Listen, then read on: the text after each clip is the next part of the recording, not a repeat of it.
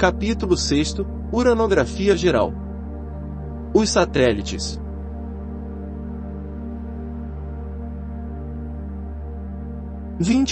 Antes que as massas planetárias houvessem atingido um grau de resfriamento, bastante a lhes operar a solidificação, massas menores, verdadeiros glóbulos líquidos, se desprenderam de algumas no plano equatorial, plano em que é maior a força centrífuga, e, por efeito das mesmas leis, adquiriram um movimento de translação em torno do planeta que as gerou, como sucedeu a estes com relação ao astro central que lhes deu origem.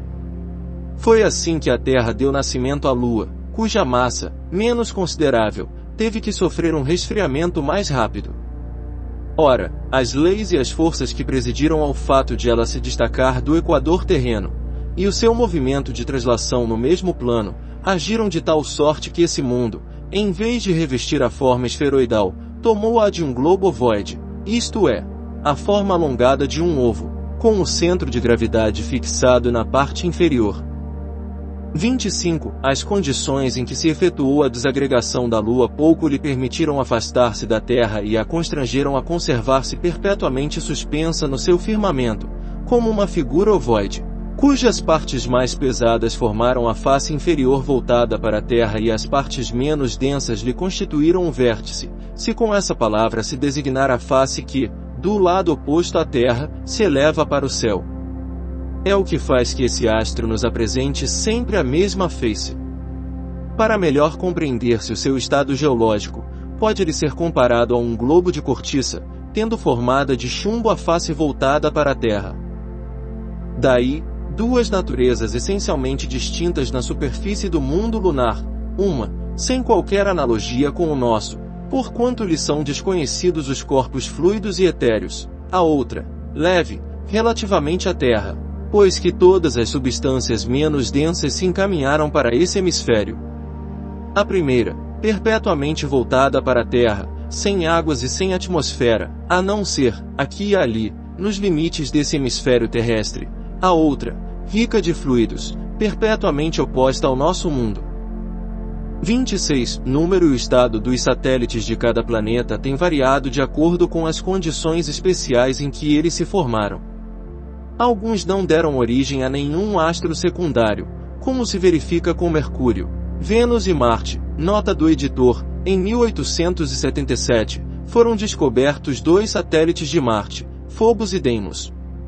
Ao passo que outros, como a Terra, Júpiter, Saturno etc., formaram um ou vários desses astros secundários.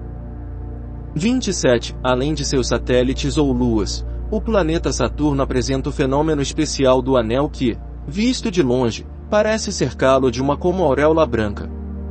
Essa formação é para nós uma nova prova da universalidade das leis naturais. Esse anel é, com efeito, o resultado de uma separação que se operou no equador de Saturno, ainda nos tempos primitivos, do mesmo modo que uma zona equatorial se escapou da Terra para formar o seu satélite. A diferença consiste em que o anel de Saturno se formou, em todas as suas partes, de moléculas homogêneas, provavelmente já em certo estado de condensação, e pode, dessa maneira, continuar o seu movimento de rotação no mesmo sentido e em tempo quase igual ao do que anima o planeta. Se um dos pontos desse anel houvesse ficado mais denso do que outro, uma ou muitas aglomerações de substância se teriam subitamente operado e Saturno contaria muitos satélites a mais. Desde a época da sua formação, esse anel se solidificou, do mesmo modo que os outros corpos planetários.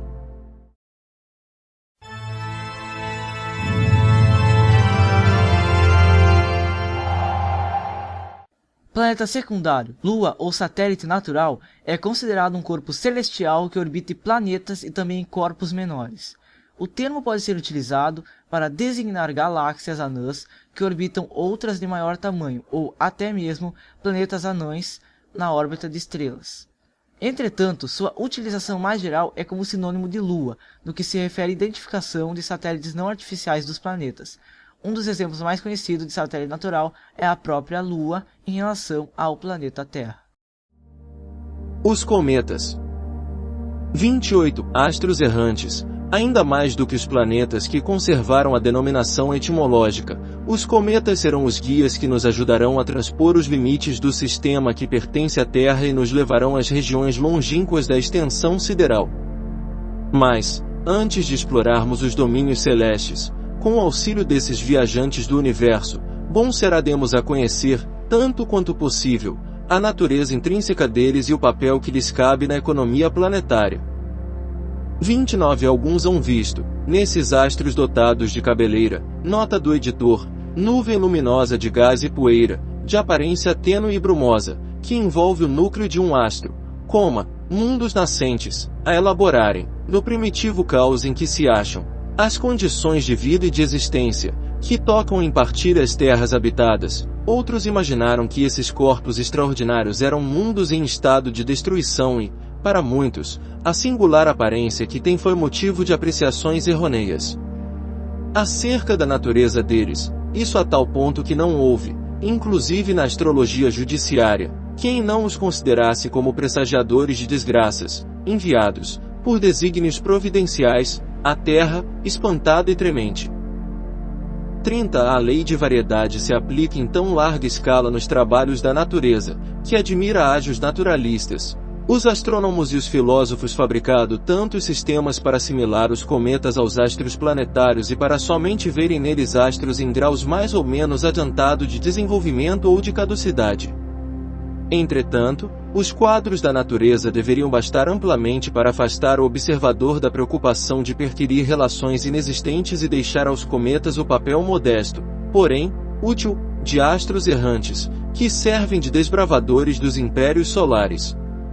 Porque, os corpos celestes de que tratamos são coisa muito diversa dos corpos planetários, não têm por destinação, como estes, servir de habitação a humanidades.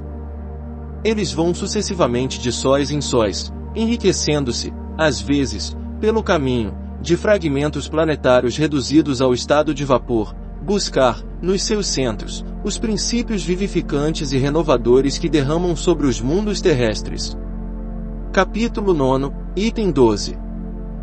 31 Se, quando um desses astros se aproxima do nosso pequenino globo, para lhe atravessar a órbita e voltar ao seu apogeu, situado a uma distância incomensurável do Sol, o acompanhássemos, pelo pensamento, para visitar com ele as regiões siderais, transporíamos a prodigiosa extensão de matéria etérea que separa das estrelas mais próximas o Sol e, observando os movimentos combinados desse astro, que se suporia desgarrado no deserto infinito, ainda aí encontraríamos uma prova eloquente da universalidade das leis da natureza, que atuam a distâncias que a mais ativa imaginação mal pode conceber. Aí, a forma elíptica toma forma parabólica e a marcha se torna tão lenta que o cometa não chega a percorrer mais que alguns metros, no mesmo em que no seu perigeu é o nome dado para o ponto mais próximo que a Lua atinge em relação ao planeta Terra. Percorria muitos milhares de léguas. Talvez um Sol mais poderoso, mais importante do que aquele que o cometa acaba de deixar, exerça sobre esse cometa uma atração preponderante e o receba na categoria de seus súditos. Então, na vossa pequenina Terra, em vão as crianças admiradas lhe aguardarão o retorno, que haviam predito, baseando-se em observações incompletas.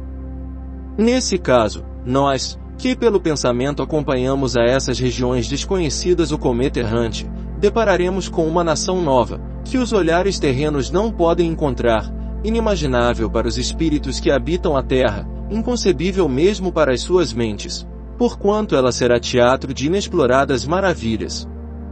Chegamos ao mundo astral, nesse mundo deslumbrante dos vastos sóis que irradiam pelo espaço infinito e que são as flores brilhantes do magnífico jardim da criação. Lá chegados, apenas saberemos o que é a Terra.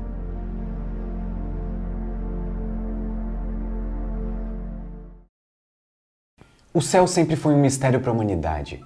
Hoje em dia exploramos ele com telescópios potentes, satélites e todo tipo de técnicas para tentar desvendar os mistérios do céu. E mesmo com todas essas tecnologias e mais séculos de investigação científica, nós ainda somos assombrados pelas perguntas mais profundas que o céu traz.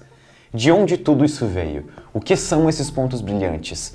Onde estamos nesse universo? E se nós, no auge da tecnologia e conhecimento científico da humanidade, ficamos pasmos ao contemplar a beleza celeste, os nossos antepassados com certeza se sentiam da mesma forma. Não é à toa que as estrelas, a lua, o sol e o próprio céu viraram componentes de diversas mitologias e crenças no decorrer da história. Para muitas dessas culturas, o céu era considerado eterno, um lugar divino e imutável, que sempre se apresentava da mesma forma e nunca iria mudar, diferente das coisas aqui na Terra. Então, tente imaginar o quão assustador foi quando essas civilizações viram uma mudança repentina na abóbada celeste. Um rastro luminoso surgindo no céu, ofuscando as estrelas ao seu redor e depois de alguns dias sumindo, para nunca mais ser visto. Esses rastros brilhantes no céu foram apelidados de cometas, que vem do grego antigo cometes, ou estrelas cabeludas. Esse nome foi dado devido ao rastro que eles deixavam no céu. Os primeiros registros de observações de cometas foram encontrados na China há alguns milhares de anos. Aristóteles, o filósofo grego, acreditava que cometas deveriam ser efeitos atmosféricos, porque os céus eram eternos e imutáveis, e muitas culturas achavam que cometas significavam má sorte, traziam instabilidade política ou que eles eram o presságio de catástrofes iminentes. Mas o mistério permanecia. O que são e da onde vêm os cometas? As primeiras ideias na direção certa vieram dos astrônomos indianos durante os séculos 6 e 7 da Era Comum. Eles acreditavam que os cometas eram corpos celestiais que apareciam periodicamente.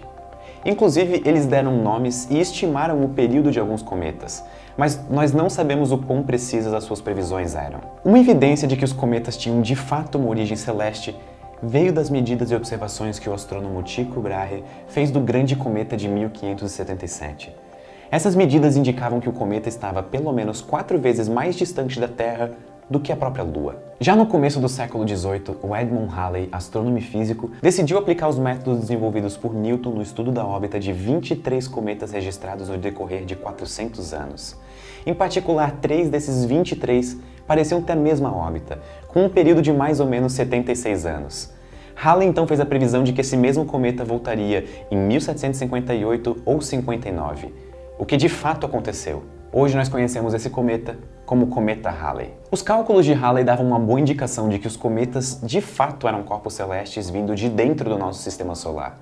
Mas ninguém ainda havia respondido de onde eles vêm e do que exatamente eles são feitos. Baseado nas órbitas dos cometas conhecidos, vários cientistas durante o século XX propuseram a existência de um disco de matéria, como asteroides, por exemplo, para além das órbitas dos planetas gasosos.